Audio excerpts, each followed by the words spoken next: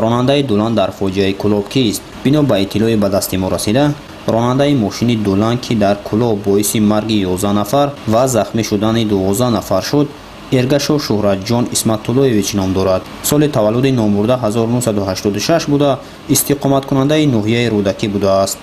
ҷанозаи ӯ рӯзи 7 август дар шаҳри душанбе дар маҳаллаи пахтакори гипразем хонда шудааст. тибқи иттилои яке аз наздиконаш, мошини ӯ ба ширкати далер ё далерон тааллуқ доштааст. бояд ёдовар шуд ки 6 август тахминан соати 19:30 дар шаҳри кӯлоб садамаи мудҳиши нақлиётӣ рух дод, ки дар натиҷа хисороти калони ҷонию молӣ ба бор овард.